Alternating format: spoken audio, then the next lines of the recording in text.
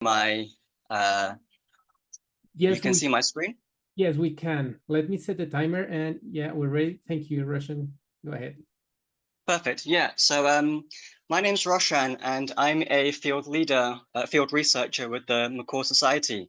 And our study looks at the impact of human aversion training on an Amazon parrot in Costa Rica. The species that we worked with was the critically endangered yellow-naped parrot.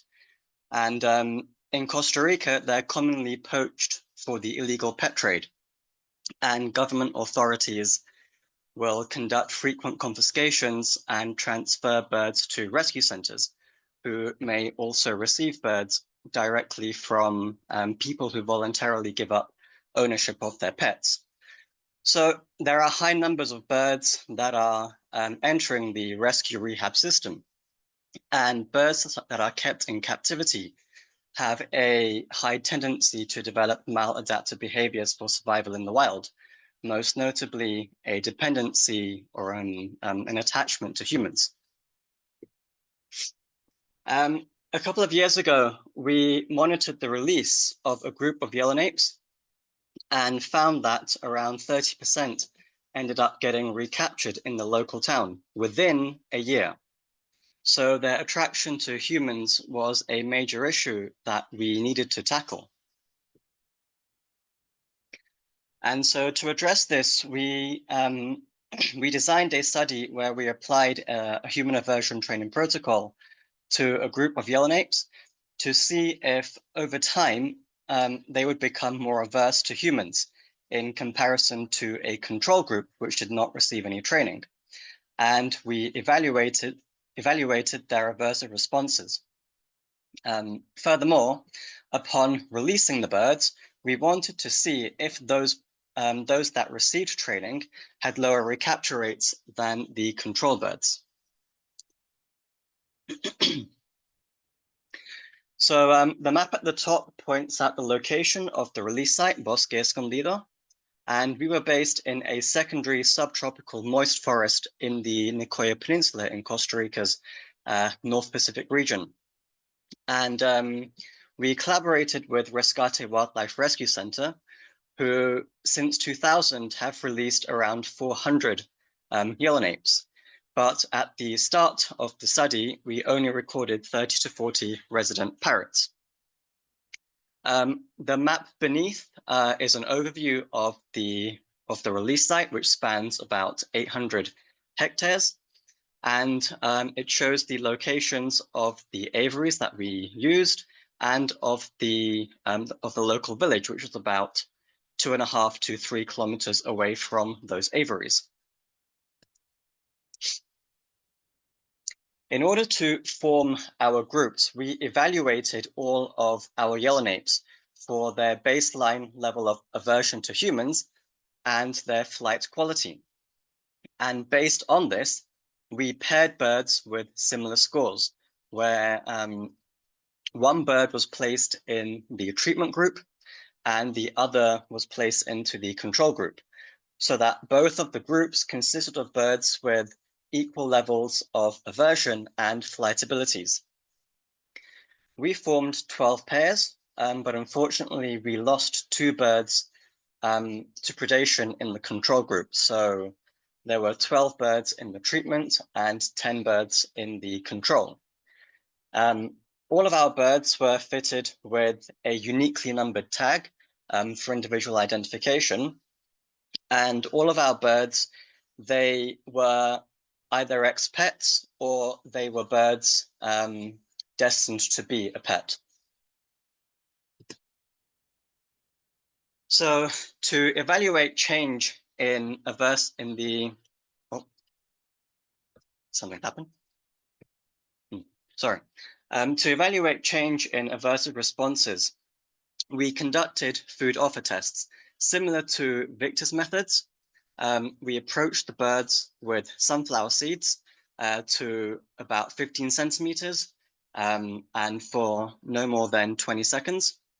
And we used a 6-point scoring system, where a score of 1 was the ultimate fail, with a bird approaching an observer when it wasn't targeted.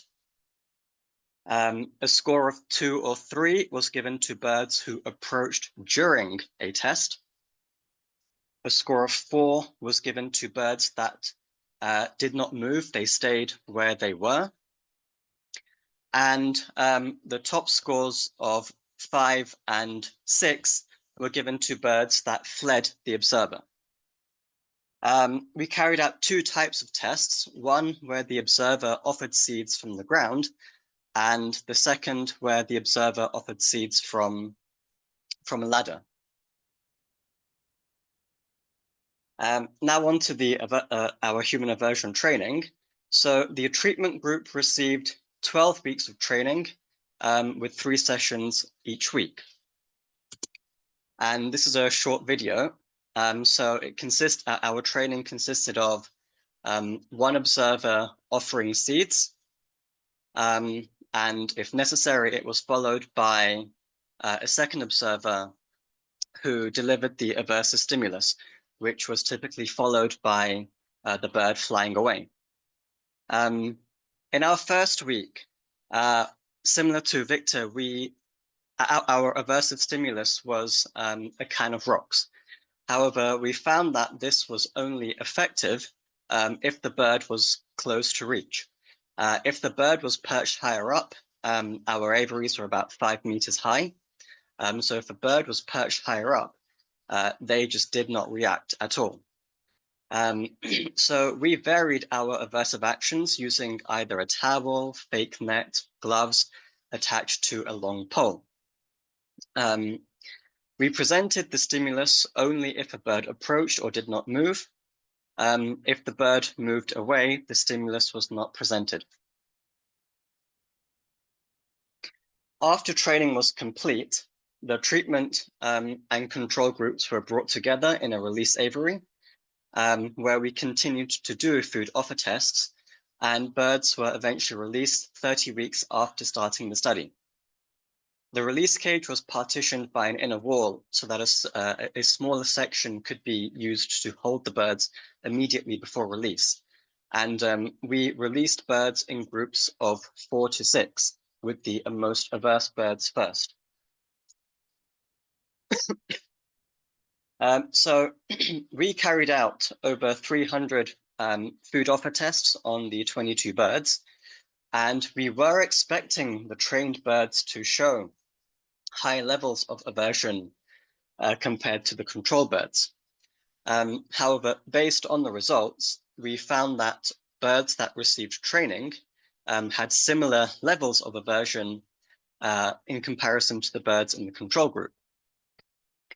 We did see some slight improvements over time compared to the start of the study, but that was seen for both the groups. And this table, this table shows our data upon completion of the training. And as you can see from the averages here, the scores for both groups are identical for both ground and ladder tests, suggesting that the training did not elicit the intended effect on the trained birds. Then when we looked at the post-training period, we found that whilst scores fluctuated, there was a general trend of aversion reducing, with this drop over time being significant, and that this drop was similar for both the groups. And so it suggested that birds lost some aversion to humans before release. So earlier this year, the birds were released, and we were expecting fewer of the trained birds to be recaptured. But within just 2 months, a third of the birds that received training and half of the control birds have already been recaptured, either in the local town or beyond. And for birds that have disappeared, well, we don't know what's been of their fate. We didn't use any telemetry collars, so it's possible that those birds have found new populations to integrate into. It's possible they've died. It's also possible that those birds have ended up in someone's house and become a pet again. 2 minutes, Russian. Thank you. Okay. So during our study, we had approximately 30 people from over 10 countries partaken in a total of 36 sessions of aversion training. So quite a nice diversity of people. But unlike Victor's study, we are unable to conclude that this long and intensive human aversion training elicited greater levels of aversion in the parrots. Regarding the post-release fate of the birds, a large proportion of the trained birds still ended up getting recaptured. So the training does not appear to have benefited the birds in terms of reducing recapture rate. Therefore, it's essential that we continue to evaluate what types of pre-release training are worth the effort for both time and cost to improve post-release success. And whilst it might not be possible for all release projects to perform and evaluate training experiments, it's important to not just assume that a training protocol will work and bring about the desired outcome. It's useful to document even anecdotal observations of what helps the birds transition from living in captivity to the wild.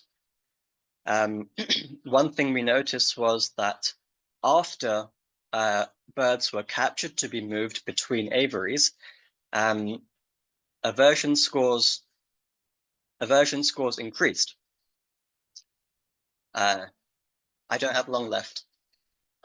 So it could be worth incorporating more routine capture and handling in a human aversion training protocol.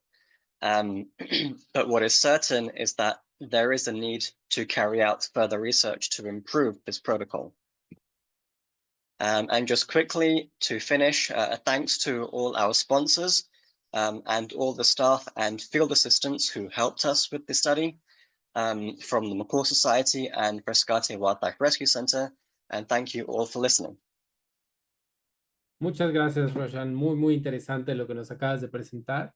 Tenemos tiempo para las preguntas, pero creo que sería mejor si de una vez abrimos los breaking rooms y van directamente con cada uno de ellos, a menos que alguien tenga algo que quiera. Bueno, si quieres contestamos esta, Roshan, que te preguntan qué material utilizaron para el collar, si les afecta de algún modo a cada individuo y por qué no usar anillos. So all our birds, they were fitted with leg rings, but in terms regarding our collars, they were steel wire. The wire is made of steel wrapped in a plastic coating, and it's basically wire that is fishing wire used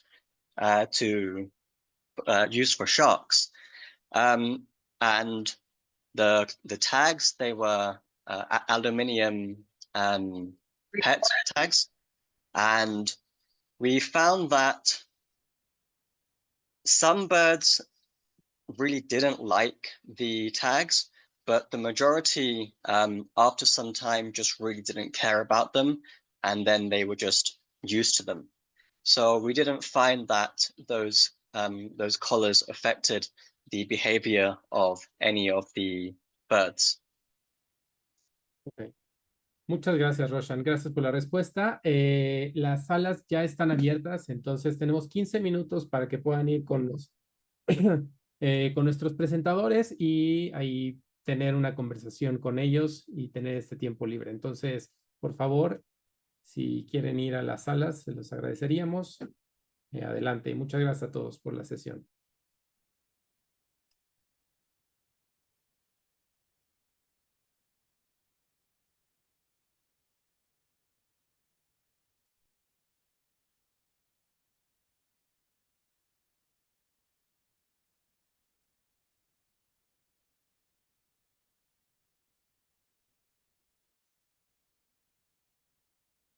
Muchas gracias. Lo siguen esperando por allá en los salones. Tenemos a Hillary, a Víctor, a Don Brightsmith hablando de las liberaciones, a Roshan. Entonces, los invito a que se sumen a alguno de estos grupos y puedan dialogar con ellos en estas sesiones más personales. Muchas gracias.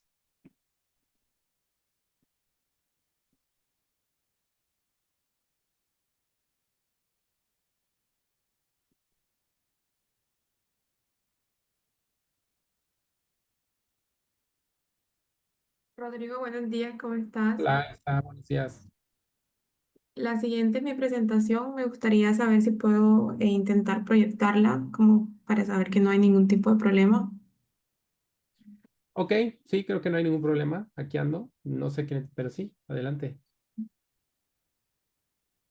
A los demás que siguen aquí en la sala principal, los invito otra vez a unirse a alguna de las salas o solo a esperar nuestra siguiente sesión. Muchas gracias. Bueno, tengo que esperar que deje de proyectar. Poder proyectar. Ya, ya. A ver, espera. Es que, ¿sabes? Sí no lo vamos a poder cambiar. Entonces, si quieres, como 4 minutos, empezamos 10:15, ¿cierto? Digo 11 en un Sí. ratito. Si quieres, en un ratito más, antes de empezar, 2 minutos antes, probamos. Listo, listo, dale. Gracias. Gracias.